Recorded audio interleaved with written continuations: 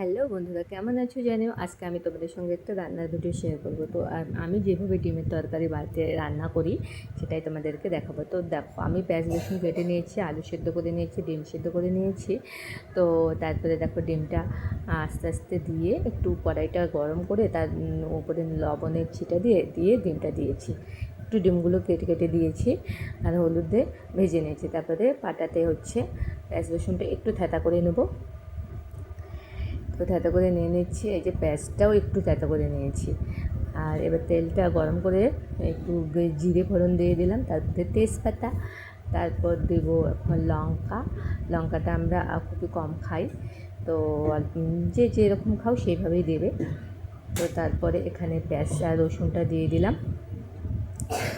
তো তারপর এগুলো একটু ভালো করে একটু লাল লাল করে একটু ভেজে নেবো কিন্তু এখন। হ্যাঁ, তো এটা ভাজছি।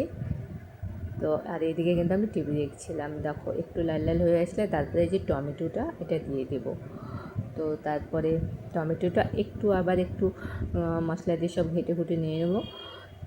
তারপরে নুন দেবো পরিমাণ মতো, যে যতটা খাও সেরকম পরিমাণ দেবে। আর খুব কম দিলেও আবার খারাপ হয়, তো যাই হোক পরিমাণ মতো দিতেই হবে। তারপর এখানে হলুদ গুঁড়ো দিয়ে দিলাম।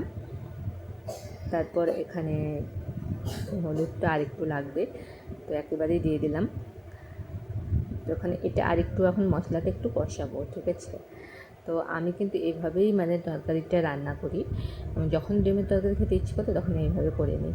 আর এখানে এই যে আলুটা সেদ্ধ করে ছুলে রেখে দিচ্ছি, এবার আলুটা দিয়ে দেবো। তো আলুটা দিয়ে তারপরে মশলা দিয়ে আবার ঘেটে ঘুটে ভালো করে একটু ভেজে নেবো। আলুটা একটু লাল লাল হয়ে আসবে। তো দেখো এই যে লাল লাল হয়ে এসছে। আর এখন এর মধ্যে কিন্তু আমি একটু জল অ্যাড করে দেবো।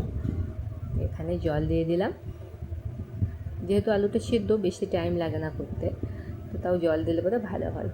তো যাই হোক, এই দেখো এখন ফুটছে। এটা একটু থমথমে টাইপের হবে।